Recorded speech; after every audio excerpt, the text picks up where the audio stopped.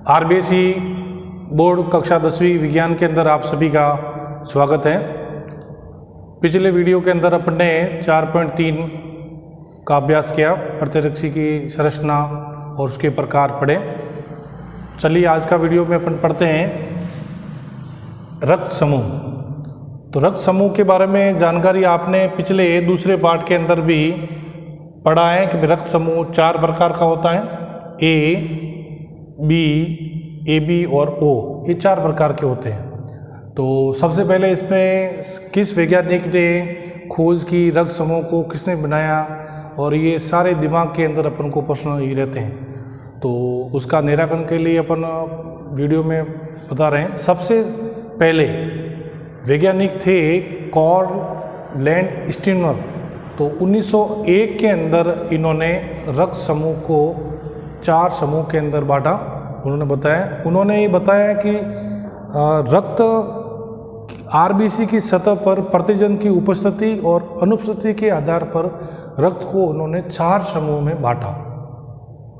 अब अपन के दिमाग में आएगा ये प्रतिजन क्या होते हैं। ये प्रतिजन माता पिता से ही प्राप्त होते हैं, उनसे ही उत्पन्न होते हैं। प्रतिजन पेरेंट्स से ही उत्पन्न होते हैं। प्रतिजन एक ही विकल्पी या संबंधित जीन से उत्पन्न होते हैं। जीन यानी जीन कहाँ होते हैं, अपने दिमाग में आएगा। जीन गुणसूत्रों के ऊपर होते हैं। जैसे माचिस की तीली होती है, माचिस की तीली के ऊपर शोर होता है, वो शोर एक कहलाता है, जीन कहलाता है। बाकी पूरा भाग गुणसूत्र कहलाता है। तो यह प्रतिजन जो होते हैं इंग्लिश में बोलते हैं एंटीजन। तो एंटीजन एक ही विकल्पी या संबंधित जीन से या अपन गुणसूत्र बोल सकते हैं, उससे उत्पन्न होते हैं। तो यह एक विकल्पी 3 प्रकार के होते हैं। तो विकल्पी 3 प्रकार के होते हैं। तीनों ही भाग इसके एक ही जीन का भाग होता है, यानी एक ही जीन का भाग होगा। तो इस प्रकार ये प्रतिजन के बारे में अपन को ध्यान में करना पड़ेगा। आप चित्र को थोड़ा सारणी को देख लेते हैं, थोड़ा देखिए इधर।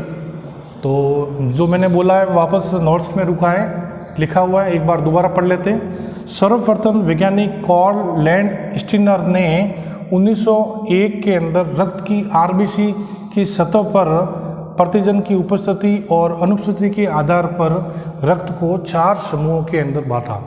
इसमें 2 बिंदु आ रहे हैं, ध्यान दीजिए। प्रतिजन, इसको एंटीजन आ रहे हैं, एंटीजन बोलेंगे, और एक ही आ रहा है आरबीसी। आरबीसी को आपने दूसरे अध्याय के अंदर आपने पढ़ा है कि इसका हिंदी में नाम होता है लाल रुधिर कणिकाएं। क्योंकि कक्षा 10 के अंदर पढ़ रहे हैं, बार बार हिंदी में लिखने इतना उपयुक्त नहीं है, कुछ इंग्लिश के शब्दों का इस्तेमाल करें, ठीक रहेगा। आरबीसी का अर्थ रेड ब्लड सेल, यानी इसकी सतह पर एंटीजन पाया जाता है। उसकी उपस्थिति अनुपस्थिति के आधार पर 4 समूहों में विभक्त किया गया है। इसको लिख देते इस प्रकार, ये ए, ये बी और ए बी और ये ओ। अब इसको थोड़ा अच्छा समझने के लिए आगे आपके बुक्स में सारणी दी हुई है, अपन ने इस प्रकार इसको मेंटेन किया हुआ है। तो रक्त समूह के आधार पर कई बार अपन ब्लड रक्तदान करते हैं, तो आप ये सुनते हो, जैसे उसने उसको ब्लड दे दिया तो वो जीवित, उसका जीवन लीला बच गई, गाड़ी चलती हैं, परिवार के अंदर धरोहर होती हैं, भाई किसी को ब्लड देने पर जान बचती है। तो सभी लोग जो ब्लड देने वालों को याद रखते हैं। तो एक तो ये चीज़, जो एक व्यक्ति जो परिवार के अंदर मुखिया होता है बीमार हो जाता है, तो ब्लड की कमी होती है, तो कोई उसको ब्लड देता है तो उसकी जीवन बचता है, तो पूरा परिवार का वो पालन पोषण करता है। दूसरा एग्जाम्पल लेते हैं, यानी किसी ने ब्लड दे दिया किसी व्यक्ति को, वह परिवार का मुखिया है, तो किसी ने गलत ब्लड दे दिया, एंटीजन ने उसमें नहीं है, तो व्यक्ति की मान ली मृत्यु हो जाती है, तो पूरा परिवार वो बिखर जाता है। तो इस प्रकार से इसमें एंटीजन के आधार पर आपको ध्यान रखना है कौन से व्यक्ति का ब्लड, कौन से व्यक्ति के ब्लड ग्रुप वाले को दिया जाता है। तो दोनों को चेक करवाना पड़ता है रक्तदान के अंदर। जैसे ब्लड जिसको दे रहा है उसको भी चेक करवाना है, ब्लड जो ले रहा है उसको भी चेक कराना है कौन सा है। तो मेल होने पर ही ब्लड उसको चढ़ाया जाता है। तो उसमें थोड़ा ध्यान करेंगे इधर सारणी के अंदर। ये 4 प्रकार दिए हुए, क्रम संख्या दी हुई है। उसके बाद रक्त समूह है। रक्त समूह का प्रकार ये दिया हुआ, देखिए 4। ये पहला ए है, दूसरा बी है, तीसरा ए बी है और ओ है। अब आप ध्यान कीजिए, मैंने लिखा हुआ दूसरे बिंदु के प्रकार। तो अब कई बार डॉक्टर लोग बोलते हैं ए पॉजिटिव, बी नेगेटिव और ये नेगेटिव पॉजिटिव बोलते हैं। ये चीज़ क्या है नेगेटिव पॉजिटिव, तो आपको उलझना नहीं है। इसमें रक्त समूह 4 प्रकार का होता है और प्रत्येक समूह 2 प्रकार का होता है। जैसे मान लीजिए रक्त पर ये A+, इसको बोलेंगे पॉजिटिव, और A- लिखा हुआ नेगेटिव। अब इसको A धनायन बोलेंगे और A ऋणायन बोलेंगे। और इंग्लिश में थोड़ा इसको अच्छा मानते हैं बोलने के अंदर, पर्सनैलिटी मेंटेन होती है इसमें। तो ध्यान कीजिए A पॉजिटिव और A नेगेटिव, तो ये 2 प्रकार हो गए इसके अंदर। तो मतलब A+ वाला का ब्लड A+ वाला को चढ़ाया जाएगा, नेगेटिव वाला को नहीं चढ़ाया, तो उसमें थोड़ा ध्यान करना इसके अंदर। तो अब इसके अंदर B, तो ये B+,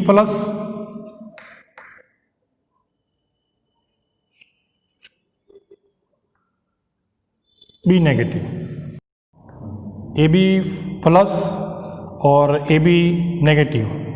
तो AB पॉजिटिव बोलते हैं इसको और AB नेगेटिव बोलते हैं।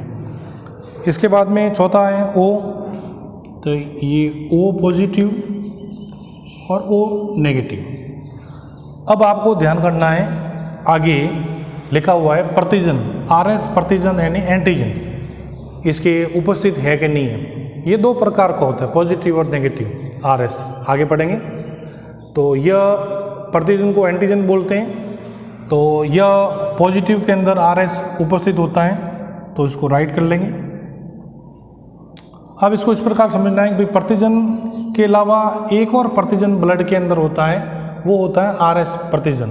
तो उसको भी समझना है कि इसमें A पॉजिटिव के अंदर RS प्रतिजन उपस्थित होता है, तो राइट कर दिया अपन ने। A नेगेटिव के अंदर नहीं होता है, इसको क्रॉस।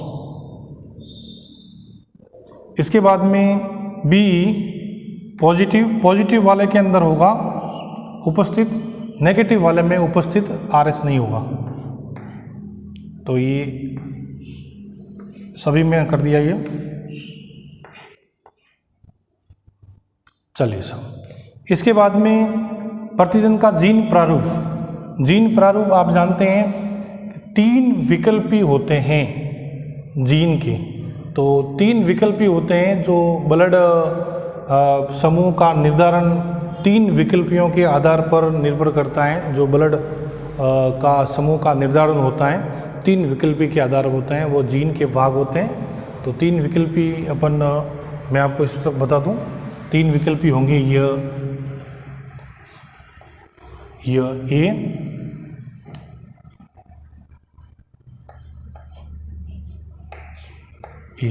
पहला, और ये फर्स्ट B, दोनों बता दिए, और ये I, ये जोड़े के अंदर होते हैं।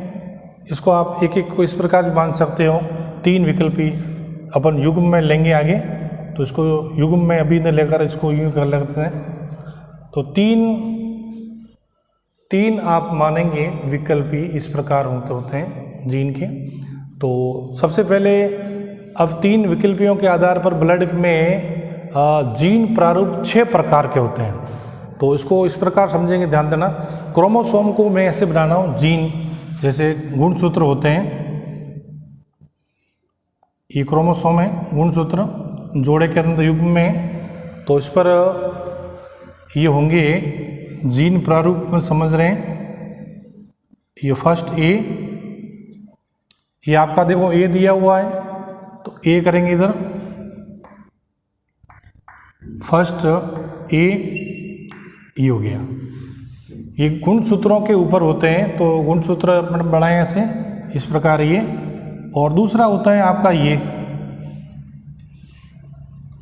फर्स्ट A और ये I, यह विकल्पी होते हैं 3। तो पहला दोनों A और A आ जाएगा युग्म के रूप में, विकल्पी के रूप में, जोड़े के रूप में ये हो जाएगा। और दूसरा इस प्रकार का जीन प्रारूप बनेगा, पहला A आएगा, फिर I आ जाएगा। तो फिर इस प्रकार यह जीन प्रारूप इसका बनेगा 2। तो अब ये 2 बनेगा, तो इस A नेगेटिव का भी 2 बनेगा, तो दोनों का यही बनेगा। तो इस प्रकार इसको, तो ये इसमें प्रतिरक्षी एंटीबॉडी बी का निर्माण होगा। अब बी एंटीबॉडी बी का निर्माण होगा क्योंकि ब्लड ग्रुप रक्त समूह आपका ए है, तो ए होने पर यह एंटीबॉडी यानी प्रतिरक्षी बी का निर्माण करेगा, और प्रतिरक्षी बी का निर्माण करेगा तो यह दूसरों को ब्लड आने नहीं देगा, तो उसका विरोध करेगा। यह ब्लड ग्रुप ए का एंटीबॉडी बी इसका विरोध करेगा, तो दूसरा कोई आएगा तो उसकी वजह से ब्लड आने पर उसकी मृत्यु भी दूसरा हो जाता शरीर के अंदर। तो एंटीबॉडी बी का निर्माण होगा इसके विरुद्ध, कोई भी ब्लड दूसरा आएगा तो वो विरोध करेगा। चलिए इसके बाद में नेक्स्ट चलते हैं नंबर 2 बी। तो बी पॉजिटिव बी नेगेटिव दिया हुआ है, इसके अंदर आरएस उपस्थित और नहीं उपस्थित दिया हुआ है। इसके अंदर जीन प्रारूप समझ रहे हैं, तो जीन प्रारूप को अपन इस प्रकार समझेंगे, ये बी दिया हुआ है तो दोनों और बी करेंगे। फर्स्ट बी थोड़ा सही कर देते हैं, ये भी, ये पहला हो गया जीन प्रारूप। दूसरा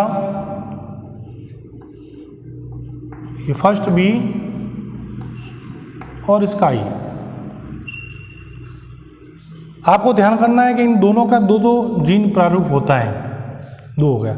इसके बाद में ए बी का ढूंढ रहे हैं, तो ए बी में सिर्फ एक ही होता है, एक ही बनता है, ये ए और बी, इसका जीन प्रारूप एक ही होता है, ये आपको ध्यान देना। और इसका ओ का, इसका भी एक ही होता है, ये आई। अब आपको ध्यान करना है 1 2 3 4 5 6, तो जीन प्रारूप आपके 6 होते हैं। ये आपका प्रश्न का भी एक आंसर है, आपके ध्यान करना है विकल्पी के आधार पर। तो इसमें एंटीबॉडी का निर्माण होगा, देखिए ध्यान दीजिए, ये बी है ब्लड ग्रुप, तो एंटीबॉडी आपका निर्माण होगा ए। तो ए बी के विरुद्ध ये प्रतिरक्षी ए का निर्माण होगा बॉडी के अंदर, और ये उसका विरोध करेगा। तो अब इसके बाद में एंटीबॉडी ए भी दिया हुआ है, ए और बी दोनों का निर्माण होगा, एंटीबॉडी ए व बी दोनों का निर्माण होगा। तो इसके बाद में ओ दिया हुआ है, इसके अंदर कोई निर्माण एंटीबॉडी नहीं होगा, नील, क्योंकि ओ वाला ब्लड सभी को दे सकता है, पॉजिटिव वाला नहीं देगा, नेगेटिव वाला दे सकता है। आपको ध्यान करें, अगर बड़े आपके भैया वगैरह पढ़ाई करते हैं तो आरएस के एग्ज़ाम के अंदर एक प्रश्न पूछा गया था, वो कक्षा 10 क्लास का ही था। जैसे ओ प्लस और ये नेगेटिव दिया हुआ थे ऑप्शन के अंदर, तो आपको ये दर्शाना है कि भाई ओ नेगेटिव वाला व्यक्ति सभी को ब्लड दे सकता है, किसी को भी ब्लड दे सकता है। अगर ओ पॉजिटिव लिखा हुआ है, ओ पॉजिटिव वाला व्यक्ति सभी को ब्लड नहीं दे सकता, क्योंकि इसमें एंटीजन आरएस पाया जाता है, ये राइट किया हुआ है। तो आर इसको ओ पॉजिटिव वाले को दे सकता है, परंतु ओ नेगेटिव वाला व्यक्ति सभी को ब्लड दे सकता है। ये आपके एक प्रश्नों की तैयारी होगी जो आपके एग्जाम में काम भी आ सकता है। तो इस प्रकार से नेक्स्ट आगे बढ़ते हैं। ये आपको अच्छा समझ में आ गया होगा, एक बार किताब में भी एक बार देख लेना, आप समझेंगे।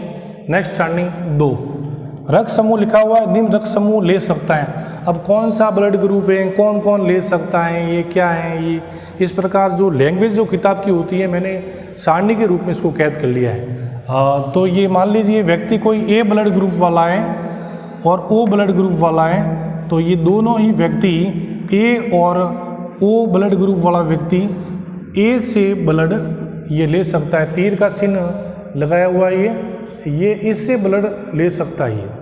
तो इस प्रकार से चिन्ह दिया। बी वाला बी पॉजिटिव बी वाला बी और ओ को यह ब्लड दे सकता है। ए बी वाला यह इसे ए भी ले सकता है, बी भी ले सकता है और ओ भी ले, चारों इस सर्वग्राही हो जाएगा। ये सभी को दे सकता है, तो सर्वग्राही हो जाएगा ए बी। तो यह सर्वग्राही ए बी वाला। ओ वाला व्यक्ति ओ को ही ब्लड दे सकता है, यानी ये व्यक्ति होगा इसको ही ब्लड दे सकता है, बाकी किसी को ब्लड नहीं दे सकता है। तो सामान्य भाषा को अपन ने इस प्रकार सरल लिखा है, यानी कहने का मतलब ये ब्लड इसको दे सकता है, ये ब्लड इसको दे सकता है, ये ब्लड ये चार हैं, ए बी और ओ, ये चारों ही ब्लड ग्रुप वाले व्यक्ति इसको दे सकते हैं। और इसके लिए वो अकेला हुआ, इसके लिए दो होगा, इसके लिए दो होगा। ये व्यक्तियों का ब्लड ग्रुप का प्रकार है और ये इस वाले ब्लड ग्रुप को दे सकता है। इस प्रकार के सारणी में अपन को समझना है। नेक्स्ट सारणी नंबर 2 के अंदर देखिए, नेक्स्ट ब्लड ग्रुप की। अब ये तीर का चिन्ह बताया इस तरफ, यानी ये इनको दे सकता है, इसका जस्ट उल्टा, तो यह इनको दे सकता है। जैसे तीर का चिन्ह इस तरफ बताया हुआ है, यह ए ब्लड ग्रुप का व्यक्ति ए वाले व्यक्ति को ब्लड ग्रुप वाले व्यक्ति को दे सकता है, ए बी वाले ब्लड ग्रुप वाले व्यक्ति को दे सकता है। तो अब बी वाला बी को ही ब्लड दे सकता है, ए बी वाला ए को भी दे सकता है ब्लड, बी को भी दे सकता है और ए बी को दे सकता है। ये तीन ब्लड ग्रुप वाले व्यक्तियों को ये दे सकता है। ओ वाला व्यक्ति ए को भी दे सकता है, ए बी को भी दे सकता है और ए बी को भी दे सकता है, ओ को भी दे सकता है। इसमें 4 हो गए। अब आपको ध्यान करना है, यह देखो चारों, ये जो ओ है वो चारों ब्लड ग्रुप वाले व्यक्तियों को दे सकता है ब्लड, तो यह एक सर्वदाता कहलाएगा। आपका एक प्रश्न तैयार होता है, आगे ध्यान करेंगे। और ये जो ए बी हैं, ये 3 व्यक्तियों को ब्लड दे सकता है, तो यह सर्वग्राही कहलाएगा। इसके बाद अपन RS कारक यानी RH फैक्टर को पढ़ेंगे। RS कारक प्रतिजन के उपस्थिति की या अनुपस्थिति के आधार पर रक्त को 4 समूह में बांटा गया है, विभक्त किया गया है। उसके अलावा भी एक प्रतिजन ब्लड के अंदर होता है, उसको बोलते हैं RS प्रतिजन। तो उसको कारक है यह 417 एमिनो अम्लों का एक प्रोटीन है RS कारक।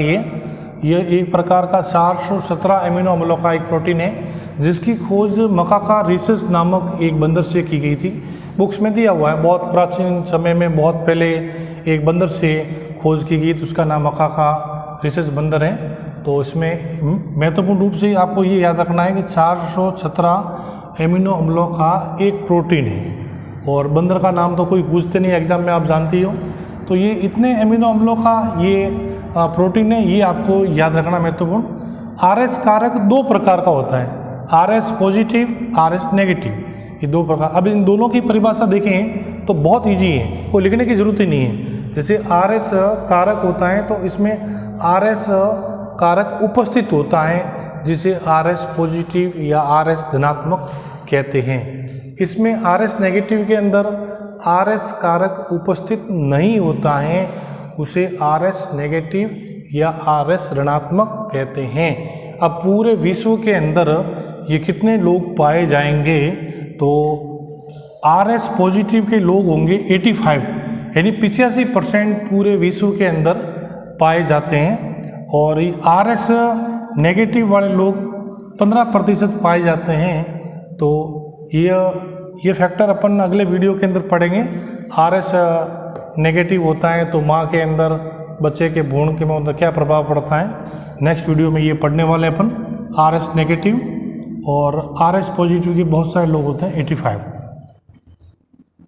चलिए साहब, रक्तदान एग्जाम्पल लेते हैं। कोई रक्तदान यानी ब्लड अपन देना, जैसे B+ वाले व्यक्ति ने B+ वाले को दे दिया, तब तो कोई प्रॉब्लम नहीं है। तो अगर किसी और ने ब्लड दे दिया तो मृत्यु हो जाती है, ध्यान रखना। इसके अंदर RS कारक का भी मिलान करना बहुत ज़रूरी होता है, यानी आपने B+ तो ले लिया तो परंतु उसमें RS प्रतिजन भी आपको मिलान करना पड़ता है।